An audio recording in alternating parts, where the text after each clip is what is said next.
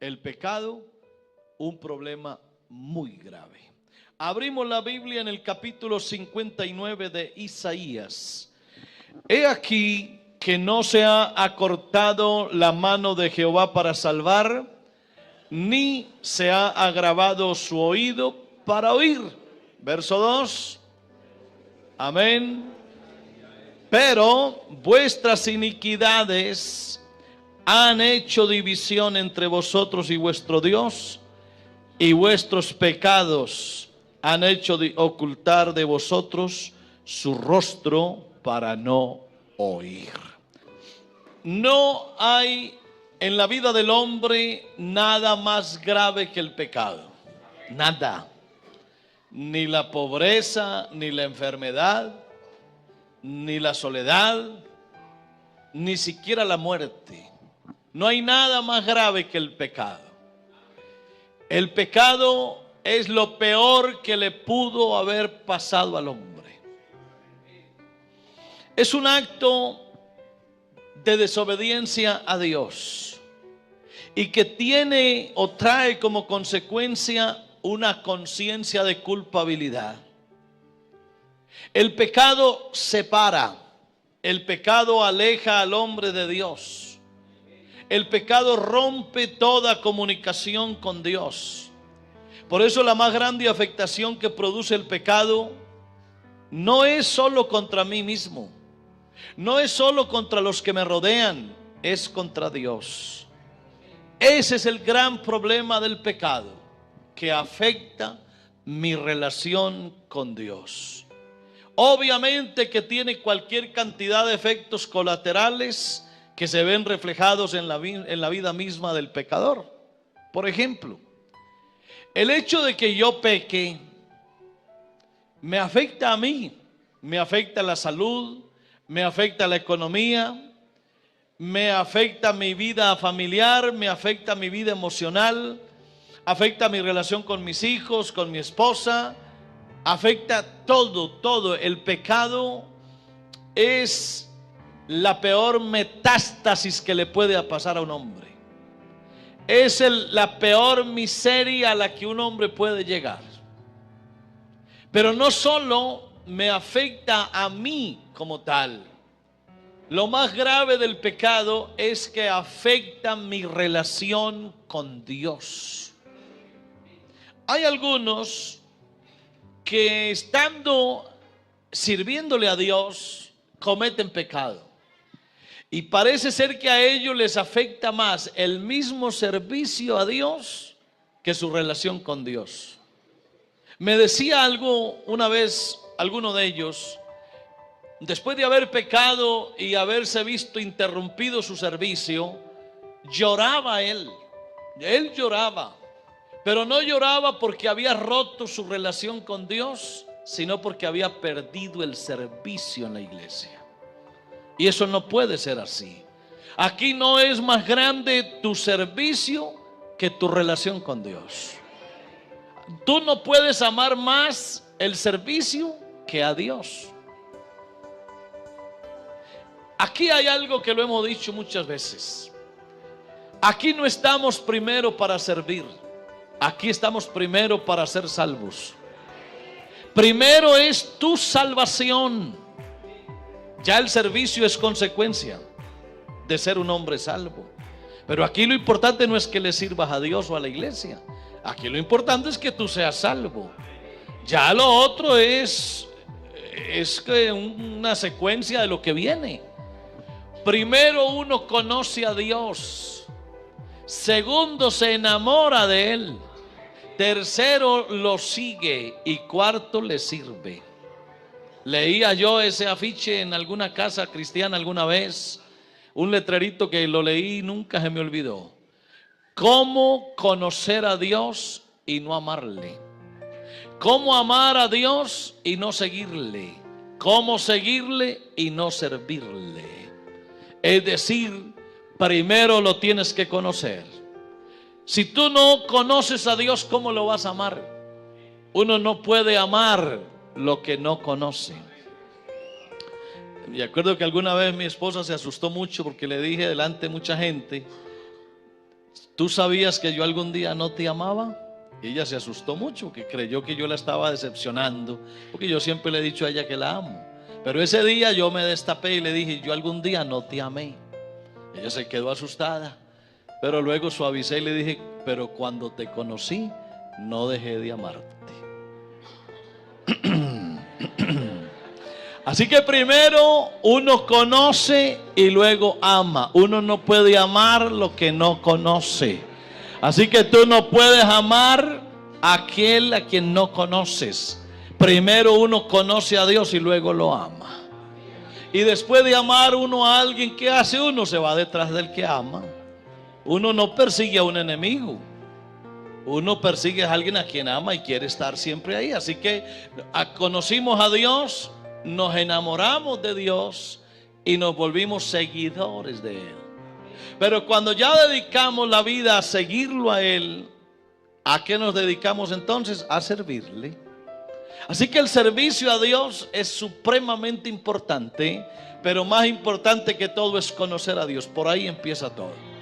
Así que el pecado afecta todo, todo. No hay nada que el pecado no afecte. Hay hombres que lo han escalado todo, que lo han tenido todo, y el pecado les ha destruido la vida de un momento a otro. Lo que tú te demoras construyendo años, el pecado te lo acabará de un momento a otro. Yo conocí un hombre al que Dios rescató de una vida vana. Era un hombre drogadicto, borracho, esclavo de sus pasiones, esclavo de la droga, con su hogar destruido, su vida en peligro, lo perseguían para asesinarlo, era un desastre. Y ese hombre llegó un día a los caminos de Dios y Dios tocó su vida y lo transformó. Se volvió un hombre maravilloso, responsable, trabajador, buen esposo, buen padre, buen cristiano, excelente. Así que empezó Dios a bendecirlo en todos los aspectos. Recuperó la credibilidad, recuperó amigos, recuperó familia, recuperó esposa, todo lo recuperó y empezó Dios a bendecirlo económicamente, pero bastante. Así que empezó a crecer y a crecer. Pero llegó un día en que se le olvidó por dónde Dios había derramado bendiciones y empezó a pecar. Él llevaba unos 10 años en la iglesia, 10 años de recibir bendiciones, 10 años construyendo el edificio de su vida, y empezó a pecar. Y en cuestión de 2 meses, en 2 meses volvió a quedar peor que como estaba cuando había llegado a los caminos de Dios. El pecado destruye lo que sea. Ese pecado tiene incluso hasta un comentario triple en la Biblia. El pecado, Dios habla del pecado, el hombre habla del pecado y Satanás habla del pecado. Vamos a mirar a ver si es posible unos textos acá. ¿Qué dice Dios acerca del pecado? Romanos capítulo 3 y el verso 9. Preguntémosle a Dios qué dice Él con respecto al pecado. Él lo que está diciendo es: todos están bajo pecado. Amén. Mire esto, dice: he aquí, ¿qué pues? ¿Somos nosotros mejores que ellos? En ninguna manera. Pues ya hemos acusado a judíos y a gentiles que todos están bajo pecado. Así que el problema del hombre es gravísimo, porque está en esa condición de pecador. En esa condición está, y por eso la justicia de Dios pide castigo. Escúchelo bien. Eso de pecar contra Dios no es olímpicamente, eso amerita castigo. Que quede claro eso. Pero ahora viene, ¿qué dice el hombre? Lucas 15, 18. Miremos ese texto de Lucas 15, 18. Con respecto al hombre, ¿qué piensa el hombre de sí mismo? ¿Qué pensará el hombre cuando ve que su pecado está delante de él? Lo afecta harto. Dice, yo he pecado. Amén. Yo he pecado. Me levantaré e iré a mi padre y le diré, Padre, he pecado contra el cielo y contra ti. Y ahora miremos el Salmo 51 y el verso 4, para que usted vea que el hombre sí se da cuenta que ha pecado. No es que el hombre va y peca y no se entera de lo que hizo. ¿Cómo no se va a enterar? Por supuesto que el pecado me avisa que estoy pecando y yo sé que estoy pecando. Mire el Salmo 51, contra ti solo he pecado y hecho lo malo delante de tus ojos. Así que mire, número uno, Dios dice, todos están bajo pecado. Luego el hombre dice, contra ti solo he pecado. Así que hay seguridad, uno de Dios y dos del mismo hombre. ¿Y ahora qué dice Satanás? El capítulo 12 de Apocalipsis y el verso 10 está mostrando a un Satanás que señala. Porque eso es lo que él sabe hacer, acusar, amén, acusar a los escogidos de Dios. Apocalipsis 12:10 muestra a Satanás señalando al hombre y diciéndole que tú has pecado, tú eres el acusador. He aquí, oí una voz en el cielo que decía, ahora ha venido la salvación, el poder y el reino de nuestro Dios y la autoridad de su Cristo, porque ha sido lanzado fuera el acusador de nuestros hermanos. Él se convierte en el acusador nuestro. Así que el pecado lo ve todo mundo. El pecado lo ve Dios, lo ves tú y lo ve Satanás. Así que habrá que hacer algo. Primero que todo, ¿cuál es el antídoto para el pecado? ¿O cuál es la solución para el pecado? ¿Cómo se cura este problema? No es yendo a una institución, no es asistiendo a alcohólicos anónimos o a drogadictos o anónimos, ni siquiera es sentándose uno a oír un discurso como este. Tiene que haber un elemento que ataque el pecado. Tiene que haber un elemento que ataque el pecado, y ese elemento es la sangre de Cristo. No hay otra forma, hermano, no hay otra manera de atacar el pecado. No es ni siquiera con consejos. Yo me puedo sentar con usted que está pecando y aconsejarlo. Ahí los consejos no valen. Ahí no es ni siquiera la actitud suya, no. Contra el pecado hay una sola arma, y es la sangre de Jesucristo. No funciona más nada, nada más funciona. Amén. Así que esa sangre de Cristo tiene que operar para satisfacer a Dios, para evitar el castigo. Tiene que operar para el hombre, para que le tranquilice la conciencia. Amén.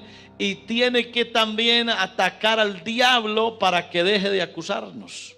¿Usted no ha notado que eso es lo que le ha pasado a muchos? A mí me decía alguien una vez, hermano, yo estuve en la iglesia, yo fui fiel a Dios, yo le serví a Dios, pero me dejé llevar por el pecado y ahora tengo un problema grande. Número uno, me da vergüenza con Dios. Número dos, me siento yo mismo mal porque mi conciencia me atormenta. Y número tres, el diablo me acusa. Y voy a ir a la iglesia y no soy capaz. No soy capaz de ir a la iglesia. No sé usted qué opina, hermano. ¿Qué será más fácil? ¿Que un pecador venga a la iglesia y se arrepienta, o que uno que ya estuvo aquí y fue al pecado vuelva? Eso de uno estar aquí e irse al mundo, eso es gravísimo. Porque para usted volver, no que no se pueda. De hecho, la Biblia habla de la restauración. La Biblia enseña que Dios restaura. Así que usted le puede decir a alguien que estuvo aquí, se fue, que venga, que Dios lo restaura. Eso pasa, pero que no es fácil, habrá que advertirlo. No es fácil porque usted tendrá que enfrentar tres elementos. Tendrá que enfrentar a Dios, tendrá que enfrentar su conciencia y tendrá que enfrentar a Satanás. Así que por eso yo le recomiendo en el nombre de Jesús, ni se le ocurra irse al mundo. Haber conocido a Dios, hermano querido, e irse uno a buscar el pecado otra vez, es la peor de todas las decisiones que usted pueda hacer en la vida. Eso ni se le ocurra, que ni por la mente se le pase.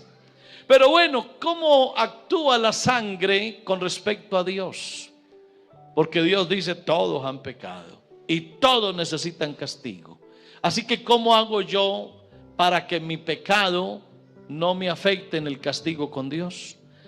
Entonces, la sangre de la ofrenda por el pecado se rociaba 7 veces en el lugar santísimo.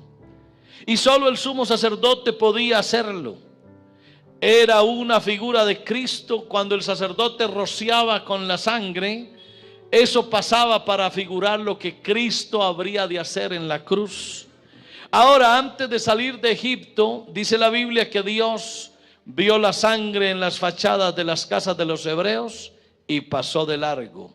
En otras palabras, la sangre que derramó Jesucristo en el Calvario nos cubre. Nos cubre de tal manera que ahora ya no necesitamos ser castigados. Ya no hay necesidad de que Dios nos castigue por el pecado, porque la sangre de Cristo nos cubrió. A su nombre gloria, a su nombre gloria. Eso con respecto a Dios. Ahora, con respecto a mí mismo, que yo digo, yo he pecado, miserable de mí, ¿qué me pasa? ¿Por qué pequé? Ahora, si la sangre de Cristo me cubre, también me arreglará mi problema de conciencia. Amén. Me arreglará el problema porque me va a limpiar la conciencia. Entonces, escuche, la sangre me oculta de Dios o me justifica ante Dios. Segundo, me limpia la conciencia. Por eso es que nosotros estamos aquí tranquilos y el mundo nos critica afuera porque nos conoció afuera. Y hay quienes se burlan y dicen, y este hombre como ha sido de malo y esta mujer como era de mala, ahora ya carga una Biblia, mire cómo se ve, mire lo que es, y la gente no sabe lo que era. Precisamente eso fue lo que Dios hizo con nosotros, amén. Esa vida que nosotros llevábamos, ahora la sangre de Cristo nos lavó de nuestros pecados. Y como dice la misma palabra de Dios, todas las cosas son hechas nuevas. Todo lo viejo pasó, ya somos diferentes, ya no somos el mismo. Dios nos transformó, ahora somos un hombre nuevo. Yo leí por ahí una historia hace mucho tiempo de un hombre, llamémoslo, pongámosle un nombre ficticio, pongámoslo Ramón, por decir cualquier cosa. Ramón era un hombre pecador. Su trabajo era ir por los pueblos, por los campos. Él se llevaba una cantidad de mercancía y vendía en los pueblos. Pero en algún pueblo de esos, él tenía una costumbre de entrar a un sitio de mala reputación, y allá había una mujer que lo esperaba siempre. Así que él entraba al pueblo y de una vez ya esa señora lo veía y sabía que él se iba a quedar con ella ya. Pero Ramón empezó a ir a la iglesia y empezó Dios a transformarlo y empezó a cambiarlo, hasta que llegó el día que de verdad se convirtió a Dios. Se convirtió a Dios y siguió con su trabajo. Y cuando llegó al pueblo aquel a donde acostumbraba ir, la señora que siempre lo esperaba en su casa, lo vio de lejos y dijo, hoy estará Ramón acá. Pero pasó algo curioso. Ramón se acercó y siguió de largo.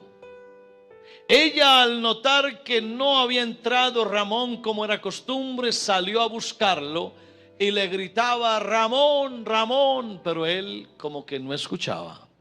Así que se aceleró el paso la señora, le tocó el hombro y le dijo, oye, ¿acaso no eres tú Ramón? ¿Por qué no me contestas?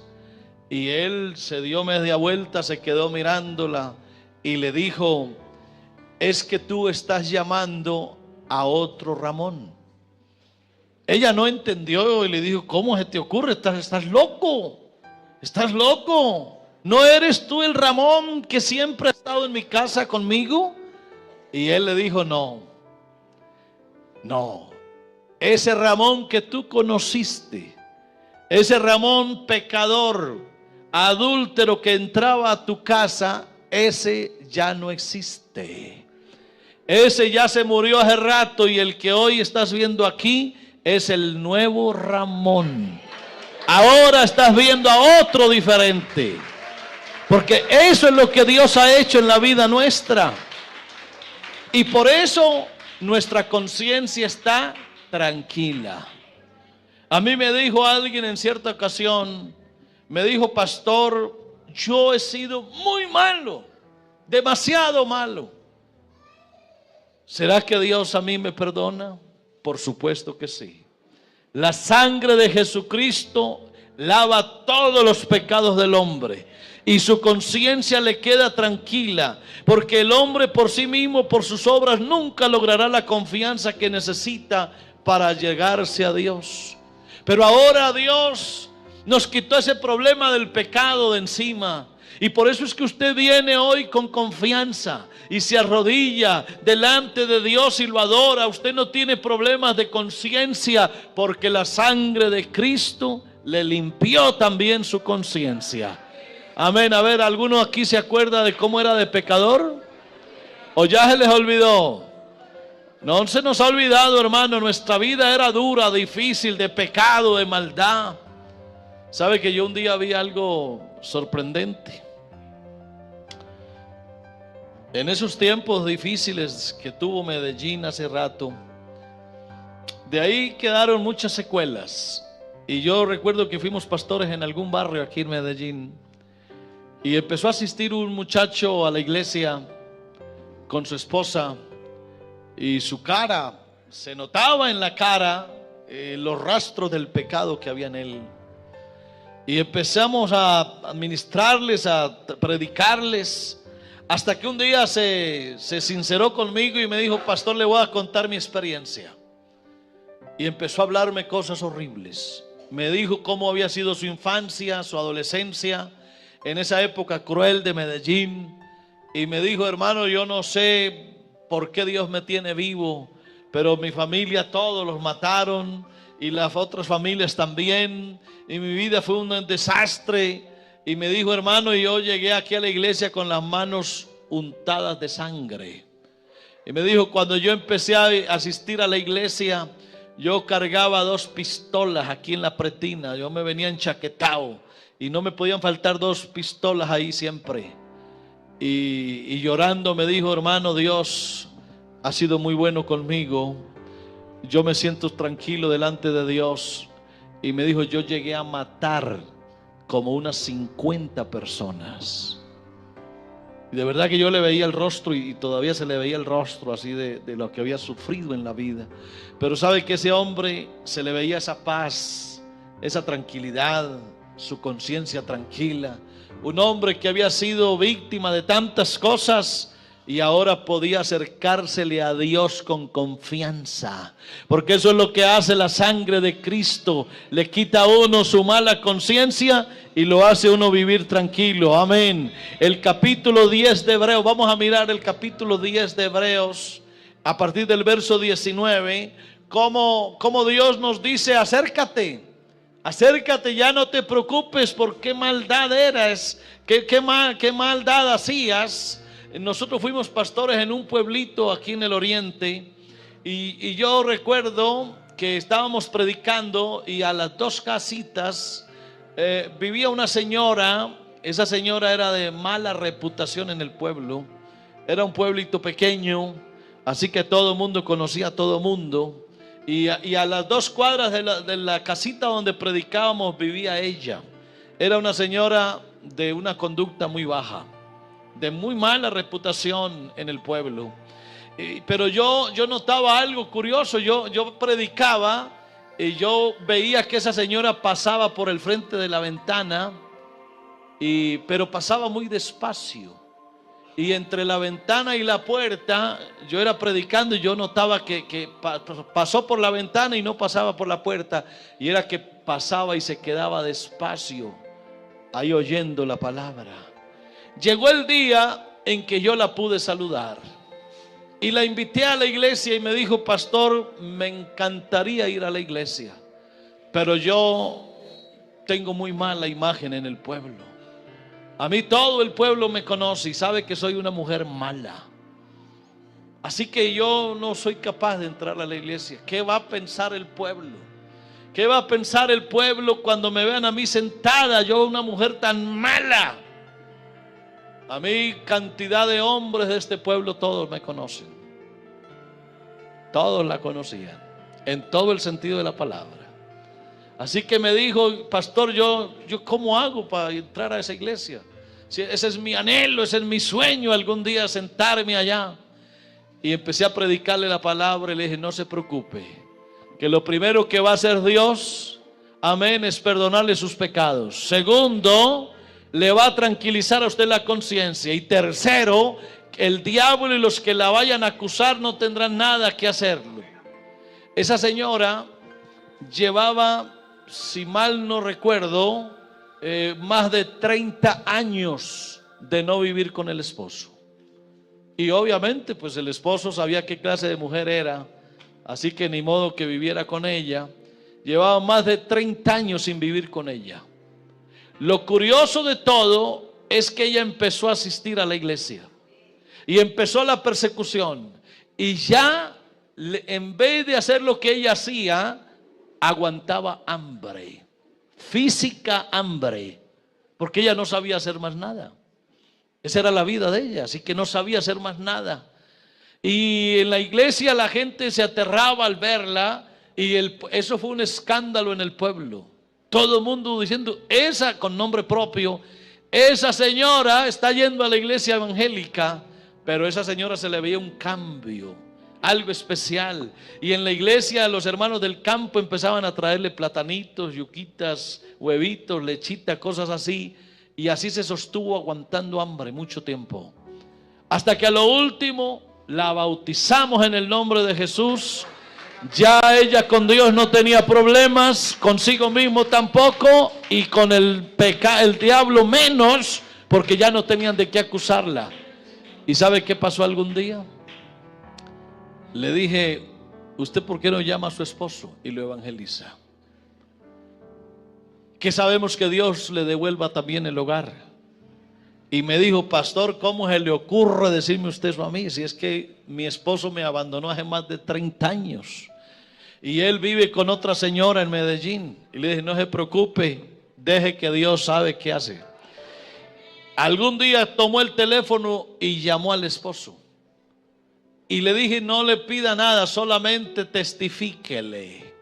Lo cierto es que le testificó. Su esposo pues obviamente no le creyó. Después volvió y lo llamó, la invitó que viniera. Se convenció él de qué clase de mujer tenía y ahora qué clase de mujer era. Y para no agrandarles el comentario, después de 30 años Dios le devolvió al esposo. Dios le devolvió al esposo, se vino a vivir con él, se levantaron sus hijos, porque eso es lo que Dios sabe hacer. Eso es lo que hemos vivido toda la vida, amén. Capítulo 10 de Hebreos, el verso 19 dice: así que, hermanos, teniendo libertad para entrar en el lugar santísimo. ¿Por qué? Por la sangre de Jesucristo, amén. Ahora tenemos libertad para entrar en el lugar santísimo por la sangre de Jesucristo, por el camino nuevo y vivo que Él nos abrió a través del velo, esto es, de su carne. Y teniendo, amén, un gran sumo sacerdote sobre la casa de Dios, escuche cómo dice la Biblia: acerquémonos. Eso está en Hebreos 10:22. Acerquémonos con corazón sincero, amén, en plena certidumbre de fe, purificados los corazones de ¿qué? De mala conciencia, y lavados los cuerpos con agua pura. Así que por eso, por muy pecador que usted y yo hayamos sido, Hoy estamos aquí en confianza con Dios. Aleluya, tenemos confianza con Dios. Por eso es que yo me puedo arrodillar delante de Dios tranquilo. Amén. ¿Por qué, hermano? Porque Dios transformó la vida nuestra. Dios nos justificó. Eso es como el día que alguien comete un ilícito y la justicia lo juzga y paga su condena. Ahora sale tranquilo y no teme que haya nadie por ahí, sale con su frente en alto, ya pagó. Pues déjeme decirle que tú y yo no tuvimos que ir a la cárcel, no tuvimos que ir al infierno, amén. No necesitamos al diablo que nos señale ya, porque hay uno que pagó nuestras deudas. Su sangre fue suficiente, amén. Su sangre fue suficiente. Ahora, y con respecto a Satanás, ¿qué? Con respecto a Satanás, ahora ya el diablo no nos puede señalar. Ya el diablo no podrá condenarnos. ¿Por qué? Porque Dios en Cristo nos ve perfectos. ¿Sabe cómo nos ve Dios, hermano? Como si nunca hubiéramos pecado. ¿No lo creen?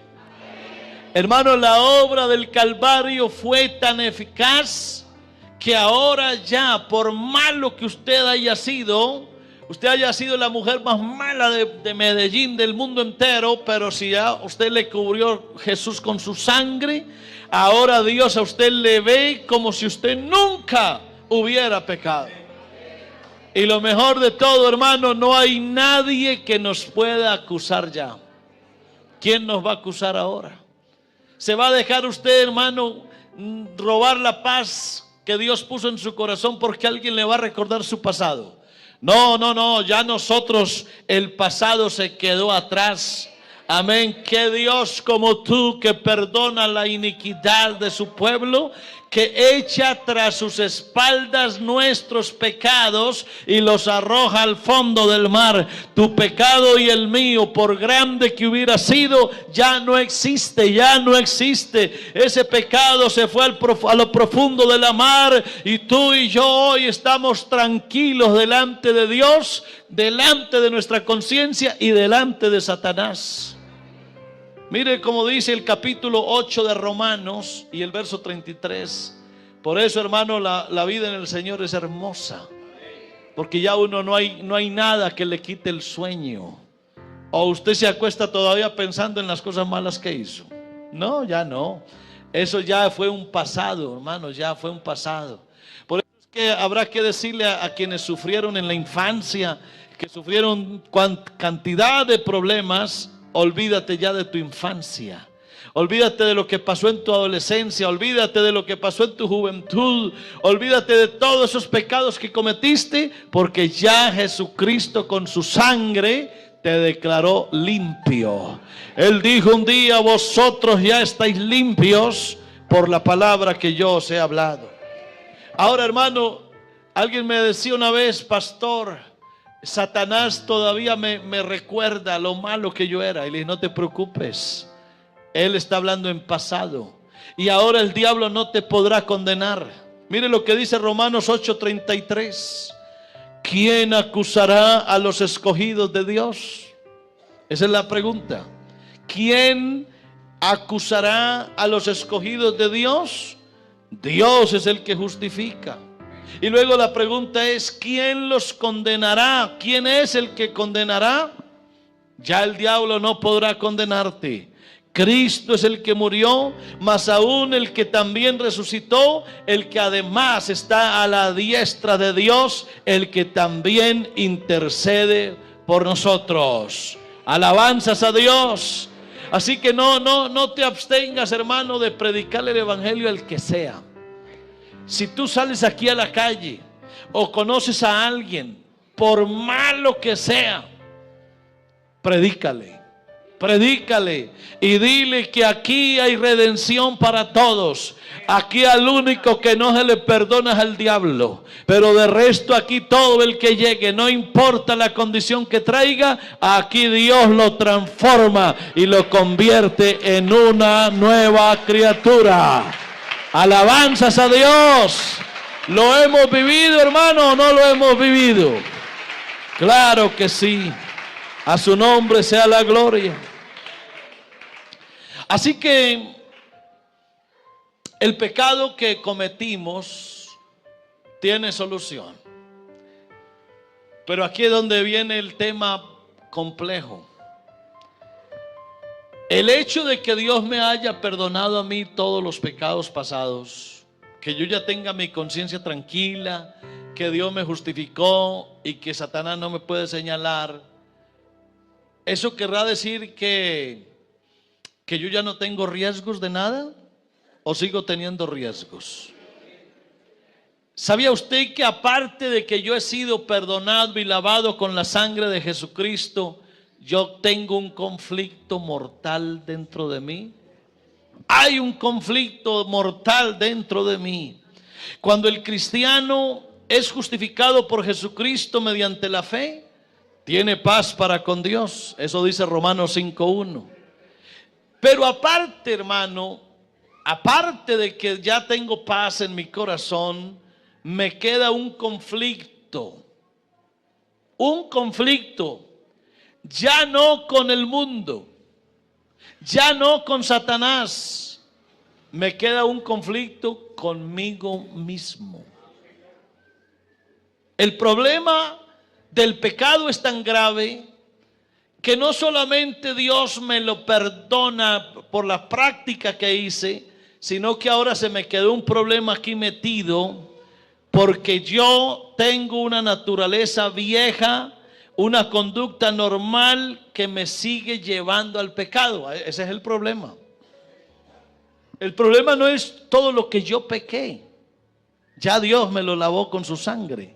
Ahora el problema es lo que se quedó aquí metido dentro de mí, que es lo que decíamos estos días. Es lo que el apóstol Pablo llama el pecado que mora en mí. Así que una cosa son los pecados y otra cosa es el pecado. ¿Sabía usted que hay diferencia entre las dos? Una cosa son los pecados y otra cosa es el pecado. ¿Qué fue lo que Jesucristo con su sangre arregló? Los pecados, mis pecados. Eso fue lo que Jesucristo con su sangre arregló. Pero aparte de que Él arregló ese problema, ¿qué quedó? El pecado que mora ¿dónde? En mí. Ahí es donde viene la verdadera vida cristiana. ¿Qué voy a hacer ahora? Ya no qué voy a hacer ahora con respecto al pasado, sino qué voy a hacer ahora con respecto al presente y al futuro. ¿Qué va a pasar con el pecado que mora en mí? Entonces, cuando el hombre llega a Cristo, se lamenta por los pecados que ha cometido, pero luego se entera que el problema es mayor. Ahora resulta, hermano querido, que el problema para mí ya no es el diablo. ¿Sabía usted que para mí el problema ya no es el diablo? ¿A dónde está el diablo ahora? En los infiernos o rondando donde sea. Usted sabía, hermano, que el diablo no le puede tocar un solo pelo de la cabeza a un hijo de Dios. Así que tu problema ahora ya no es con el diablo prácticamente. Entre otras cosas porque Jesucristo en la cruz del Calvario lo venció y nos entregó a un diablo pero vencido. A un diablo que, por decir de alguna manera, no te puede tocar a ti. Otra cosa es que tú te metas con él. Por si yo voy al zoológico y allá adentro hay un león y yo estoy aquí a los 2 metros, ¿habrá algún problema? Hay una reja muy fuerte que nos separa, así que yo veo al león ahí a los 2 metros y me paro aquí y lo veo y no pasa nada. Pero si yo me acerco y le meto la mano a la jaula, eso es otra cosa. Pues déjame decirte que el diablo contigo no tiene poder. Porque tú eres una nueva criatura. El diablo a ti no te puede tocar, pero si tú te metes con él, vas a tener problemas. A ver, aquí las ancianas oran por los jóvenes o no. Una viejita en la iglesia estaba un día orando, pero en vez de orar estaba peleando con el diablo. ¿Ustedes pelean con el diablo a veces o no? Nadie pelea con el diablo. Una viejita sí peleaba con el diablo. Y estaba en la iglesia en un día de ayuno, y en vez de dedicarse a adorar a Dios, se puso a pelear con el diablo. ¿Y sabe por qué estaba peleando con el diablo? Haciéndole un reclamo al diablo. Diablo mentiroso, ¿por qué te robaste al mejor joven de la iglesia? Ese muchacho que era el presidente de los jóvenes, que cantaba, que evangelizaba, era el mejor de todos, y tú te lo llevaste y tú te lo robaste. Diablo, ladrón, diablo. En eso estaba la anciana. Y cuenta la anécdota que el diablo le contestó.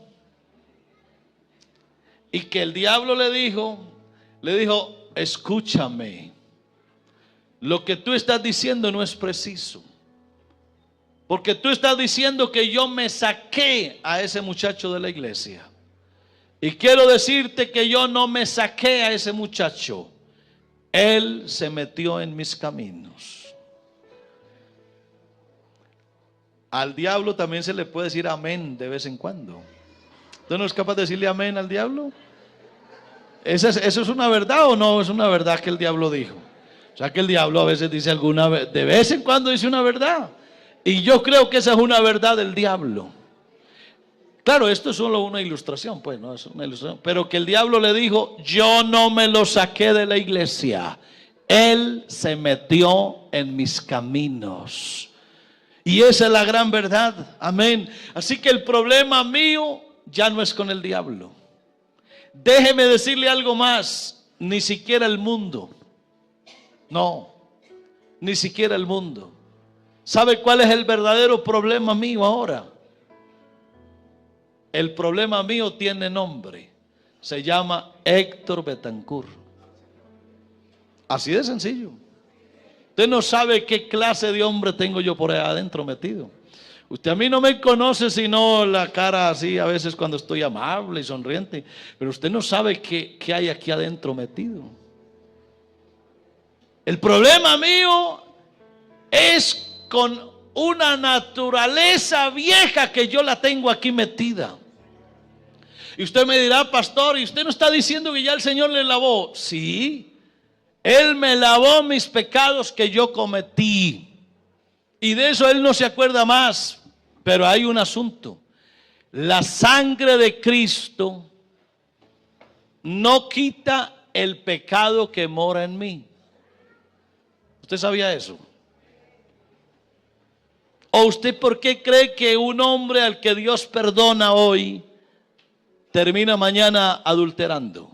Dígame, ¿por qué? ¿Conoce alguno o no conoce a alguno? ¿Qué lo llevó a eso? ¿Acaso Dios no lo había perdonado? Por supuesto que Dios le había perdonado todo lo malo que era. Pero ahora a él le había quedado adentro algo que se llama la vieja naturaleza. Y esa es de verdad, hermano, la mayor dificultad que tenemos, el mayor problema. Entonces yo me alegro cuando llego a Cristo y Él me perdona mis pecados, pero luego me entero que el problema es mayor porque el mal está dentro de nosotros. Así que la dura verdad es que somos pecadores, no tanto por lo que hacemos, sino por lo que somos.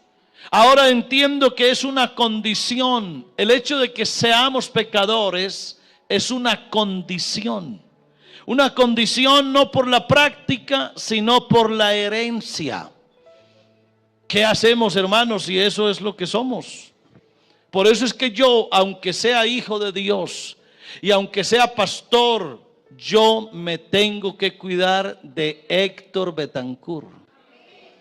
Me tengo que cuidar. Cuando yo le voy a dar la mano a alguien, yo sé qué problema tengo, porque yo conozco el hombre miserable que hay aquí metido. Cuando yo voy a chatear con alguien en el teléfono o voy a mandar una imagen, yo sé qué problema me puedo meter. Así que yo tengo que saber que dentro de mí no mora el bien. ¿Tú sabías eso o no lo sabías? Si no lo sabías, te vas a ir hoy convencido que dentro de ti hay un hombre miserable. Que dentro de ti hay un conflicto mortal. Amén. ¿Y eso de dónde lo sacamos? Pues esa fue la herencia de Adán. Esa fue la herencia de Adán. Hermano Héctor, ¿es difícil que un hombre perdonado peque?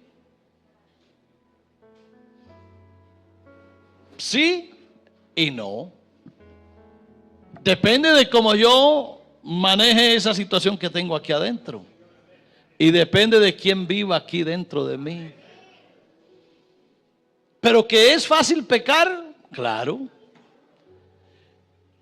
A ver, le pregunto, mi querido hermano y amiga, hermana, ¿usted cree que lo que uno aprende en la vida se le olvida? ¿Usted cree que a usted se le olvidó pecar? Lo que pasa es que usted se ha guardado en Dios y Dios lo ha guardado, pero a usted no se le ha olvidado pecar. Y el día que usted decida volverse a pecar, usted se sabe todo, usted sabe cómo se peca. Así que eso no se le ha olvidado. No se le ha olvidado.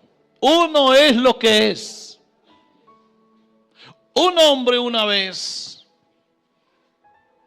quiso tener una mascota en la casa. Solo que la mascota era un tigre. Pero claro, él dijo, voy a hacer un experimento. Y se consiguió un tigrillo chiquitico, como un gatico hermoso. Y dijo, me voy a llevar este tigre para mi casa. Y nunca le voy a dar a comer carne, nunca. Voy a enseñar a este tigre a comer de otras cosas, pero nunca le voy a dar carne. Y se lo llevó para la casa. Y empezó a comprarle unos concentrados, un cuido especial. Y el animalito empezó a comer de lo que le daban. Así que creció el tigre. Y nunca había probado carne. Dice la historia que alguna vez el señor se fue a alguna fiesta o en fin, se tomó licor. Y en una de esas, medio de su borrachera, se cortó un brazo y se vino a la casa y su brazo estaba goteando sangre. Se acostó en su cama y la mascotica, que ya estaba así de este tamaño, acostumbraba a dormir debajo de la cama. El amo en la cama y el semejante tigre debajo durmiendo. Así que en medio de su borrachera, este señor dejó su brazo fuera de la cama y empezó a gotear sangre. Y goteaba la sangre. El tigre felino por naturaleza come carne. Y eso no se lo enseña a nadie ni se lo quita a nadie. Esa es su naturaleza. Así que cayó una gotica de sangre. Y el tigre la olió y le olió rico. Así que sacó la cabeza y lamió la sangre. Y luego cayó otra goterita y la lamió. Así que empezó a despertársele al tigre su naturaleza. Porque era obvio, era raro. Pero él nunca había comido eso. Pero es que él era un tigre. Así que a lo último ya el tigre no esperaba que cayera la gotera, sino que la esperaba en el hocico. Y empezó a despertársele ese instinto. Ya a lo último no esperó que cayera la gotera de sangre. Le echó el mordisco al brazo, le arrancó el brazo a su amo, se le comió el brazo y luego se comió a su amo completo. ¿Por qué, hermano? Porque esa es la naturaleza de un animal. ¿Eso quién se lo quita, hermano? ¿Quién le quita eso a un animal? Nada. Ahora, hermano, usted a un tigre, meta usted a un tigre, métalo a un potrero donde hay hierba abundante y el tigre se le muere de hambre. El tigre no come hierba. Coja usted una vaca y métala a una jaula y dele carne en tronco a ver si come carne la vaca. No come, se muere de hambre. Por eso es que usted y yo no podemos olvidar el tigre que llevamos por dentro. Ay, hermano, pero si ya Dios me perdonó, no importa que te haya perdonado, tú tienes un problema por dentro. Eso se llama una naturaleza caída que todos tenemos. Eso se llama una naturaleza vieja que yo tengo ahí. Y dice Romanos 5:19, porque así como por la desobediencia de un hombre, los muchos fueron constituidos pecadores, así también por la obediencia de uno los muchos serán constituidos justos. Así que no es que somos pecadores porque cometemos pecados. No somos pecadores porque pecamos, sino que pecamos porque somos pecadores. En otras palabras, todos somos por naturaleza pecadores antes que por acción. Esa es la gran verdad. Y ahí es donde tenemos el verdadero conflicto, hermano querido. Ese es el verdadero conflicto. A mí ahora ya no me preocupa el pasado, porque ¿qué hizo el pasado Dios con mi pasado? Ayúdenme. Lo perdonó. Dios se acuerda de mis pecados pasados. No, ya eso Dios me perdonó. Ya el diablo no me acusa, mi conciencia tampoco, Dios tampoco. Pero me quedó un problema aquí metido. Y ese es el que yo tengo que atender. Ahí es en donde me tengo yo que concentrar. ¿Qué va a pasar conmigo? ¿Sabe qué nos ha pasado a nosotros, hermano querido? ¿Se acuerdan aquellas épocas donde los dentistas u odontólogos, aunque ese término es más nuevo, a la gente que tenía un dolorcito de una muela, en vez de arreglarle el problemita que tenía, le arrancaban la muela? ¿Se acuerdan? Una vez le pasó a un hermano mío que se fue a un dolor de muela, estaba hinchado así, esperaron que se aliviara un poquito y le arrancaron la muela. Lo curioso es que después de haberle arrancado la muela, antes se hinchó más. ¿Y aquí qué pasó? ¿Qué pasó? Volvió allá al odontólogo y descubrió que se le había quedado una astillita metida en la encía. Y mientras tenga esa astilla metida en la encía, no se alivia. Pues déjeme decirle, mi querido hermano querido y hermanita querida, que usted con toda la cara de ángel que tiene, a ver, mándeme una sonrisita, sonríase conmigo. Qué belleza de caras, qué rostros, lindas estos rostros. Aquí no hay nadie feo, todos lavados. Claro que hay unas bellezas muy exóticas, pues también, aquí hay de todo, ¿no? Pero aquí todos somos lindos, ¿verdad? Pero detrás de esa cara linda que usted tiene, o una tigra, un tigre o una tigra, y a ese es el que hay que ponerle cuidado. A ese es el que hay que ponerle cuidado. Que se nos quedó de pronto la astillita metida. Y ahí es en donde uno tiene que estar, hermano, mirando qué va a pasar conmigo. ¿Qué va a pasar conmigo? No, ¿qué pasó? ¿Qué va a pasar? Ahí es donde yo tengo que saber si voy a terminar en victoria la vida cristiana o no. Así que hay ahí una ley que me acompaña. Amén. Una ley que me acompaña, hermano. Vamos a terminar ya. Regáleme unos 5 minutitos más. Dice que por nuestra muerte en Cristo, nosotros somos liberados del pecado, ¿verdad? Sin embargo, queda en nosotros una ley interna de la cual también necesitamos liberación. Si usted en su casa se lee el capítulo 7 de Romanos, ¿cuál es el capítulo? 7 de Romanos, léaselo en la casa. Usted se va a dar cuenta que hay algo dentro de usted que es malo. Para el hombre es imposible lograr sus propósitos aunque esté perdonado y muerto, pero su inhabilidad sigue siendo total. Ahora, hermano, hay una ley dentro de mí.